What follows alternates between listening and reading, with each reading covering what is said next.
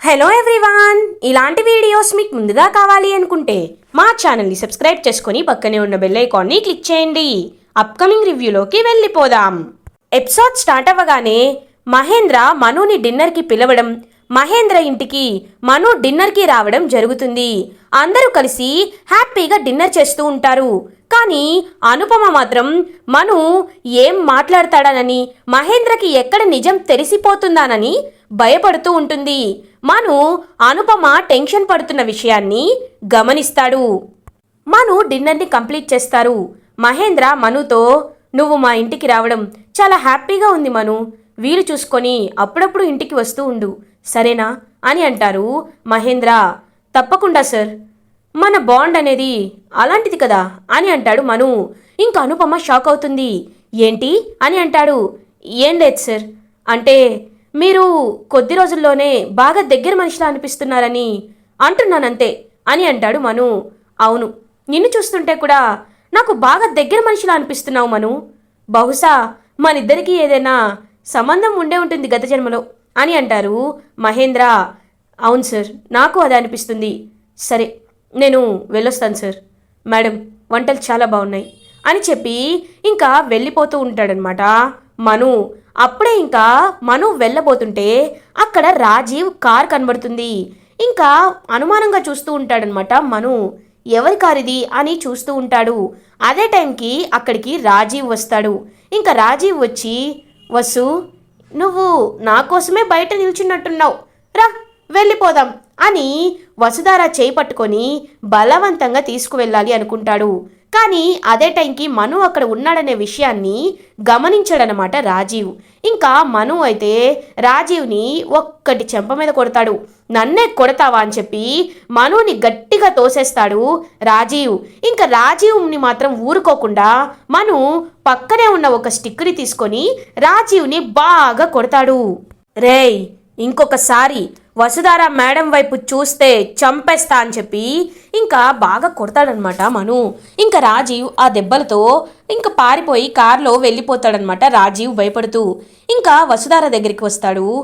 మను madam, వాడి నుండి మీకు ఎలాంటి ప్రాబ్లం ఉండదు, నేను గ్యారంటీ ఇస్తున్నాను అని వెళ్ళబోతూ ఉంటారు. అప్పుడే ఇంకా మహేంద్ర మను అని మనుని హక్ చేసుకుంటాడు. ఇంకా మనుకి ఎమోషనల్గా అనిపిస్తుంది. అనుపమ కూడా అలా చూస్తూ ఉంటుంది. మను, నువ్వెవరో మాకు తెలీదు, నీతో కొద్ది రోజుల పరిచయం మాత్రమే ఉంది, కానీ నువ్వు వసుధారాని కాపాడే విధానం చూస్తుంటే మా రిషిలాగే అనిపిస్తున్నావు. మా రిషి ఈ సిచ్యువేషన్లో ఉంటే ఏం చేసేవాడో నువ్వు కూడా అదే చేసావు, మా వసుధారాని కాపాడావు. థ్యాంక్ యూ సో మచ్ మను అని మహేంద్ర మనుని హక్ చేసుకుంటారు. ఇంకా మనుకి పాపం ఏం చెప్పాలో తెలియక ఎమోషనల్గా ఫీల్ అవుతాడు. ఇంకా మను వెళ్ళబోతూ ఉంటారు. అప్పుడే మహేంద్ర, హే మను, నీ చేయికి దెబ్బ తగిలినట్టుంది అని అంటారు. ఇంకా మను తన చేయి చూసుకుంటే నిజంగా దెబ్బ తగులుతుంది. అయ్యో అమ్మ వసుధారా, వెళ్ళి కాస్త ఫస్ట్ ఎయిడ్ తీసుకురామ్మా అని అంటారు. ఇంకా వసుధారా వెళ్ళి ఫస్ట్ ఎయిడ్ తీసుకొని వస్తుంది. ఇంకా అనుపమనే ఆ దెబ్బకి కట్టు కడుతుంది. అలా ఇంకా అనుపమ వైపు ప్రేమగా చూస్తూ ఉంటాడనమాట మను. కానీ అనుపమ మాత్రం ఏమీ మాట్లాడకుండా స్టోన్ హార్టెడ్గా అలా ఇంకా మను వైపు చూస్తూ ఉంటుంది. సరే సార్, నేను వెళ్ళొస్తాను అని మను ఇంకా అక్కడి నుండి వెళ్ళిపోతాడు. ఇది ఇలా ఉండగా శైలేంద్ర హ్యాపీగా నిద్రపోతూ ఉంటాడు. అమ్మయ్యా, నేను కొట్టుకున్నా నాకేం ప్రాబ్లం లేదు, ఎందుకంటే ఆ రాజీవ్ని రెచ్చగొట్టాను కదా, వాడు ఖచ్చితంగా వసుధారాని తీసుకొని వెళ్ళిపోతాడు, ఇంకా నా ఎండి పదవికి ఎలాంటి డోకా లేదు అని హ్యాపీగా నిద్రపోవాలి అనుకుంటారు. అప్పుడే కరెక్ట్గా రాజీవ్ కాల్ చేస్తాడు శైలేంద్రకి. హలో భయ్యా, కొంచెం ఫస్ట్ ఎయిడ్ బాక్స్ తీసుకొని కిందకి రా అని అంటాడు. ఇంకా వెంటనే శైలేంద్ర రాజీవ్ దగ్గరికి వెళ్తాడు. రాజీవ్ ఒళ్ళంతా దెబ్బలుంటాయి. ఇంకా శైలేంద్రకైతే రాజీవ్ని చూసి నవ్వొస్తుంది. ఏమైంది, వచ్చేటప్పుడు ముళ్ళ కంపల్లో జారిపడ్డావా అని అడుగుతాడు శైలేంద్ర. ముళ్ళ కంప కాదు, ముళ్ళులాంటోన్ని వెళ్ళి కెలికాను అని అంటాడు రాజీవ్. ఏంటి అని అంటాడు శైలేంద్ర. అయినా రాత్రి వసుధారాల వాళ్ళ ఇంట్లో ఆ వాడికి పని ఏంటి భయ్యా, నాకు అర్థం కావటం లేదు. వాడు నన్ను చాలా కొట్టాడు, అందుకే ఏం చేయాలో తెలియక పారిపోయి వచ్చేశాను అని జరిగిందంతా చెప్తాడనమాట రాజీవ్. ఇంకా శైలేంద్ర, చూసావా నేను చెప్పిందే జరిగింది చూసావా, వాడితో కొట్టించుకోవడం కంటే మనల్ని మనం కొట్టుకోవడమే బెటర్ అని చెప్పానా? ఇప్పుడు నన్ను నేను కొట్టుకున్నాను కాబట్టి నాకు ఒక సాటిస్ఫాక్షన్ ఉంది. కానీ నువ్వు పాపం వాడి చేతుల్లో దెబ్బలు తిన్నావు అని అంటారు శైలేంద్ర. ఏయ్ చూడు, నన్ను ఇంకా రెచ్చ కొట్టద్దు భయ్యా అని అంటాడు రాజీవ్. నువ్వు రెచ్చగొడితే మాత్రం ఏం చేయగలవు? అయినా నువ్వు కాదనలేని ఐడియా నా దగ్గర ఒకటి ఉంది. ఆ ఐడియా ఫాలో అయితే వసుధారానే కాలేజ్ వదిలి తనంతట తానే బయటికి వచ్చేస్తుంది అని అంటాడు శైలేంద్ర. ఏంటది అని అడుగుతాడు రాజీవ్. మా మమ్మీతో నేను ఇంతకు ముందే మాట్లాడాను. మా మమ్మీ నాకు ఒక ఆలోచన ఇచ్చింది. అది ఏంటో తెలుసా? మనం వెంటనే వసుధారాకి మనుకి మధ్యలో ఏదో జరుగుతున్నట్లు పుకార్లు సృష్టించాలి అని అంటాడు శైలేంద్ర. రాజీవ్ శైలేంద్ర కాలర్ పట్టుకుంటారు. ఏయ్ ఏం మాట్లాడుతున్నావు నువ్వు? ఇన్ని రోజులు మేడం కొడుకు అని మర్యాదిస్తున్నాను. నా వసు నిప్పు అని అంటాడు రాజీవ్. ఛీ వదులు, కాలర్ వదులు. వసుధార నిప్పు అనే విషయం నాకు కూడా తెలుసు. కానీ తను కాలేజ్ నుండి బయటికి వెళ్ళిపోవాలంటే ఇది తప్ప ఇంకొక దారి లేనేలేదు. బలవంతంగా తీసుకువెళ్ళినా తను పోలీస్ కంప్లైంట్ ఇవ్వచ్చు. అన్నిటికీ మించి అడ్డుగోడగా ఆ మనుగాడు నీ ఎదురుగా నిలబడ్డాడు. చెప్పు, ఇంతకంటే సులువైన దారి నీకేదన్నా తెలుసా అని అడుగుతాడు శైలేంద్ర. ఇంకా ఆలోచనలో పడతాడు రాజీవ్. తను మంచిదని మనకు తెలుసు, కానీ కావాలని పుకార్లు సృష్టిద్దాం. నేను చెప్పేది పూర్తిగా విను. వాళ్ళిద్దరి మధ్యలో ఏదో సంబంధం ఉందని కాలేజ్ మొత్తం పోస్టర్లు అంటిద్దాం. అప్పుడు అదంతా చూసి స్టూడెంట్స్ గుసగుసలాడుకుంటారు. పాపం అవమానం తట్టుకోలేక వసుధార అయినా వెళ్ళిపోతుంది, వాన్నైనా బయటికి గెంటేస్తుంది. ఎలా ఉంది నా ప్లాన్ అని అంటాడు శైలేంద్ర.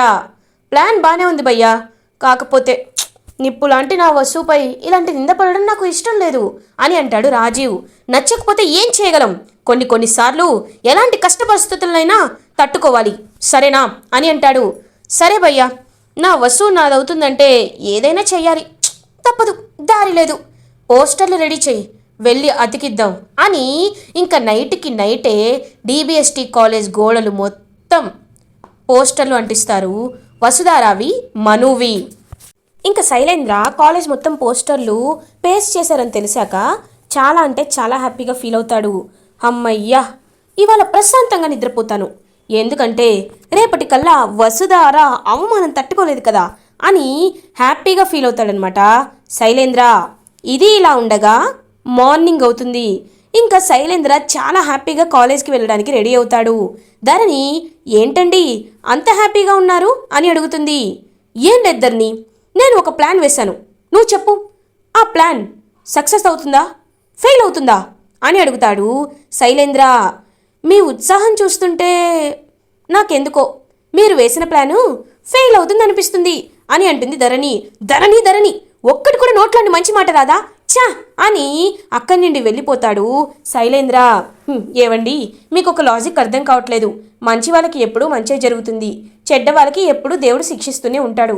కాబట్టి మీరు కాలేజ్పై ఆశపడి ఏ ప్లాన్ వేసినా అది ఫెయిల్ అవుతూనే ఉంటుంది అని మనసులో అనుకుంటూ ఇంకా అక్కడి నుండి వెళ్ళిపోతుంది ధరణి.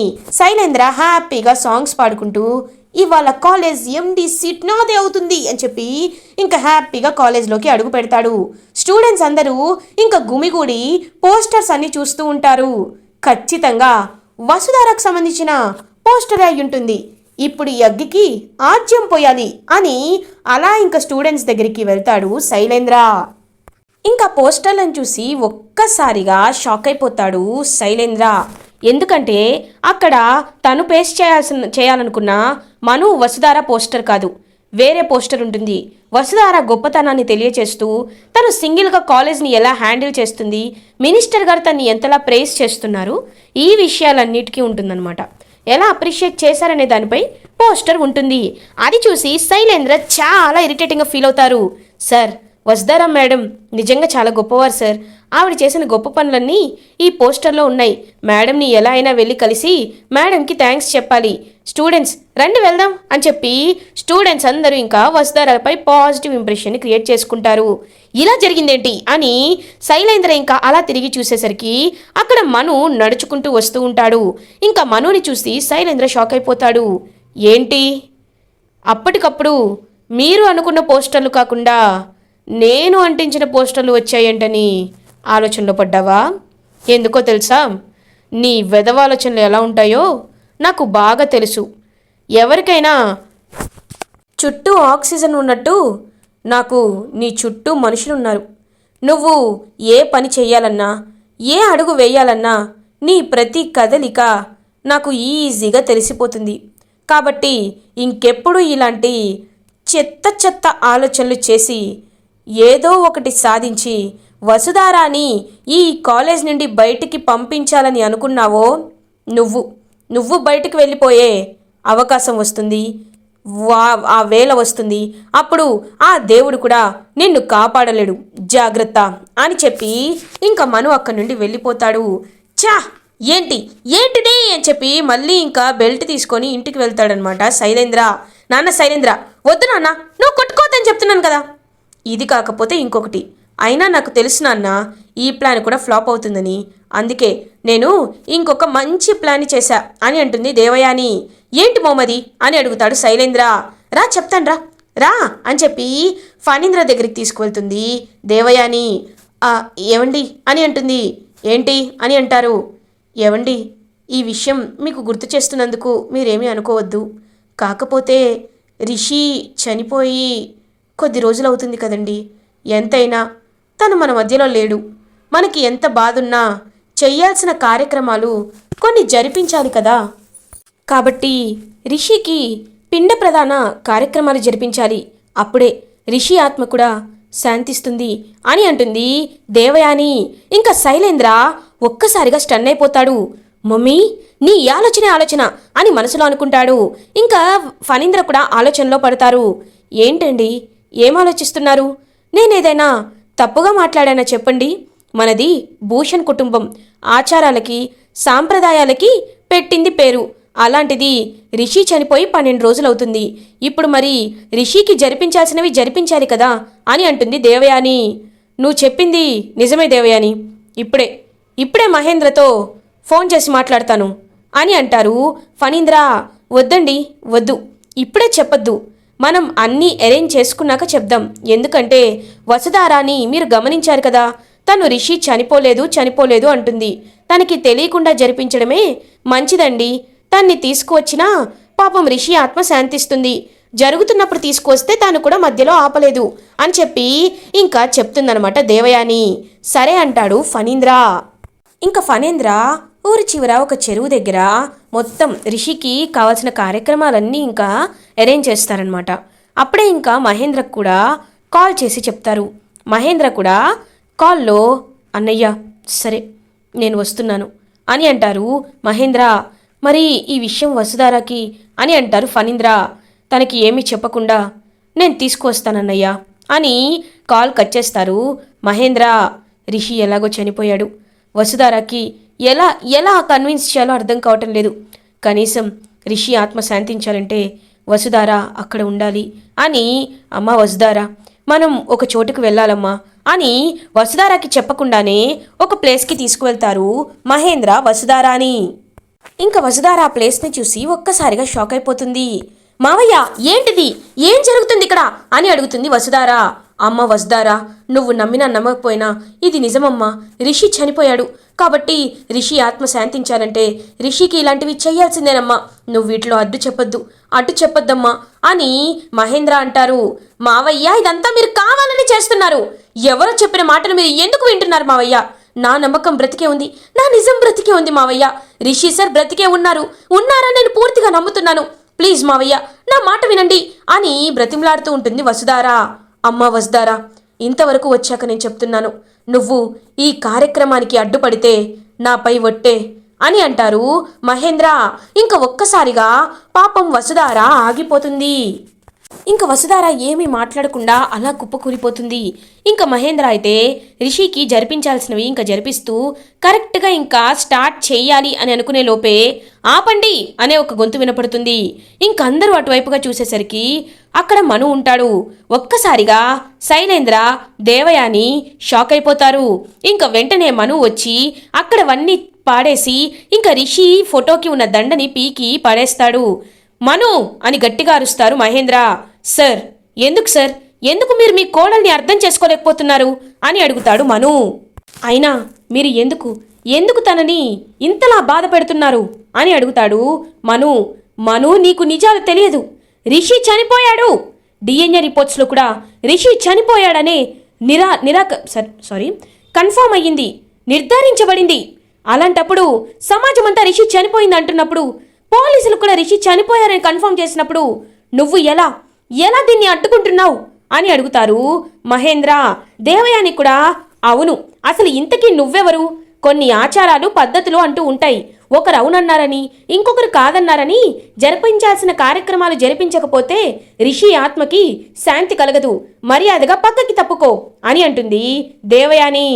చూడండి, మీతో నేను ఒక విషయాన్ని చెప్పాలి అనుకుంటున్నాను.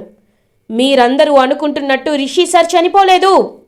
రిషి సార్ బ్రతికే ఉన్నారు అని అంటాడు మను. ఇంకా మను మాటలు విన్న అందరూ ఒక్కసారిగా స్టన్ అయిపోతారు. ఇంకా వసుధార కూడా అలా పైకి లేచి నించుంటుంది. మీరు చెప్పేది అని అంటుంది వసుధార. అవును, రిషి సార్ బ్రతికే ఉన్నారు, క్షేమంగా ఉన్నారు. ఇంకా మీరు ఎప్పుడూ ఇలాంటి పనులు చేయకండి అని చెప్పి అక్కడి నుండి వెళ్ళిపోతాడు మను. ఇంకా అందరూ ఒక్కసారిగా షాక్ అయిపోతారు. ఇలా ఎపిసోడ్ ఎండ్ అవుతుంది. ఫర్దర్ ఎపిసోడ్ రివ్యూస్ ముందుగా మీకు కావాలి అనుకుంటే మా ఛానల్ని సబ్స్క్రైబ్ చేసుకోండి. Thanks for watching.